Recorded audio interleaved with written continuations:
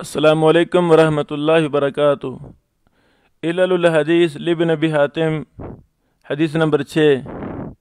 امام ابن ابی حاتم فرماتے ہیں وسألت ابی و ابا زرعۃ عن حدیث رواہ حماد بن سلمہ عن ابن ابی عتیق عن ابیہ عن ابی بکر الصدیق رضی اللہ تعالی عنہ عن النبی صلی اللہ علیہ وسلم انہ قال السواک مطہرۃ للفم مرضات للرب۔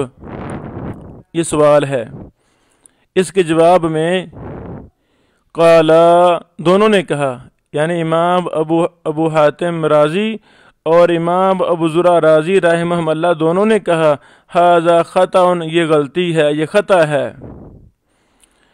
تو درست کیا ہے؟ انما ہوا ابن ابی عتیق عن ابیہ عن عائشہ، سبحان اللہ، یعنی درست سند یہ ہے ابن ابی عتیق عن ابیہ عن عائشہ کی سند درست ہے۔ قال ابو زرع، امام ابو زرع رازی نے فرمایا اخطا فیہ حماد نے اس میں غلطی کی ہے، لیکن ابو حاتم نے کہا وقال ابی، اور میرے باپ نے کہا الخطا من حماد او من ابن ابی عتیق، یہ غلطی حماد کی طرف سے ہے یا ابن ابی عتیق کی طرف سے ہے۔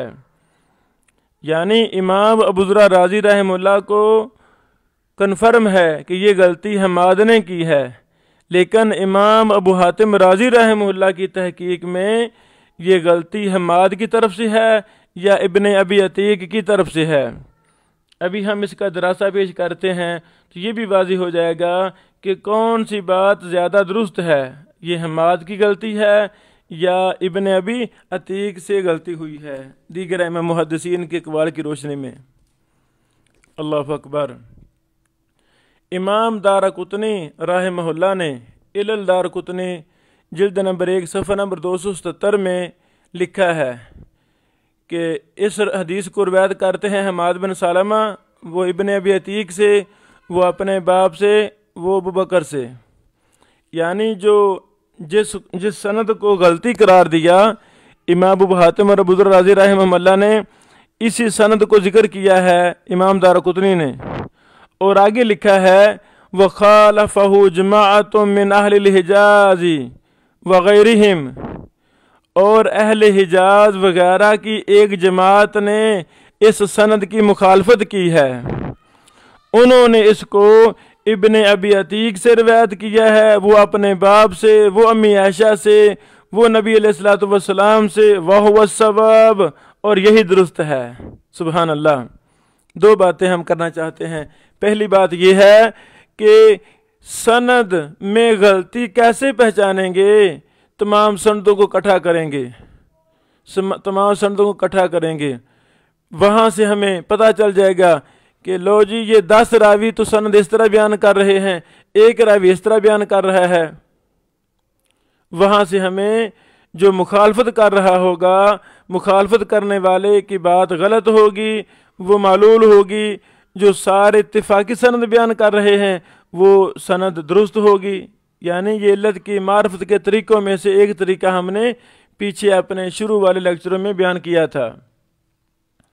اللہ اکبر۔ حافظ ابن حجر عسقلانی رحمہ اللہ نے لکھا تغلیق التعلیق جلد نمبر 3 صفحہ نمبر 166 میں شذ حماد بن سلمہ،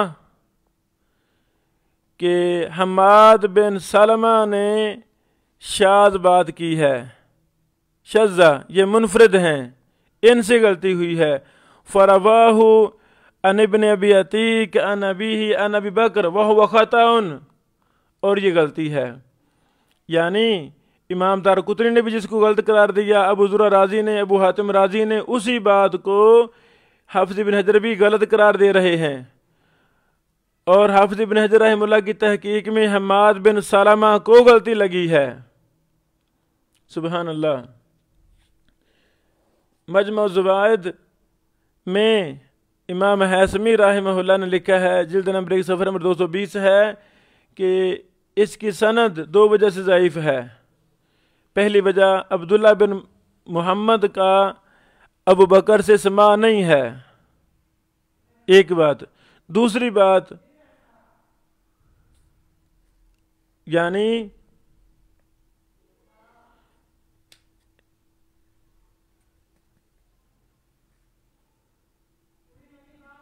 علامہ ہیثمی رحمہ اللہ نے مجمع الزوائد میں اس کو ضعیف کہا ہے. وجہ کیا بیان کی ہے؟ کہا کہ یہ انقطاع ہے. بات ختم ہوئی. یہ منقطع روایت ہے. ایک یہ وجہ تو یہ بیان کیا ہے امام ہیثمی رحمہ اللہ نے.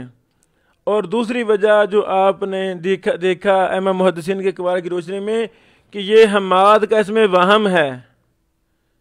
حماد کا وہم ہے. انہوں نے اس کو ابو بکر صدیق رضی اللہ تعالیٰ عنہ کی سند سے بنا دیا ہے، حالانکہ یہ امی عائشہ کی مسند سے ہیں نہ کہ مسند ابی بکر سے ہیں.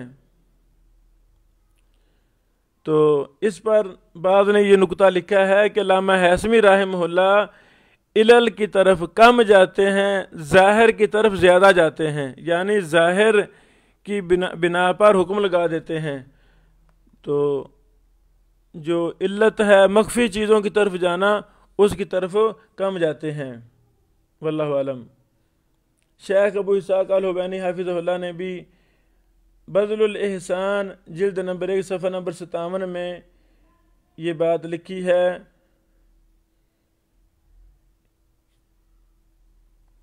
فَمُقْتَضَى کلام دارقطنی ان الخطا من حماد، کہ امام دارقطنی کی کلام کا تقاضا یہ ہے کہ یہ غلطی حماد کی طرف سے ہے اور ابن ابی عتیق کی طرف سے نہیں ہے. وَهُوَ الْأَقْرَبُ عِنْدِي، یہی زیادہ قریب ہے میرے نزدیک.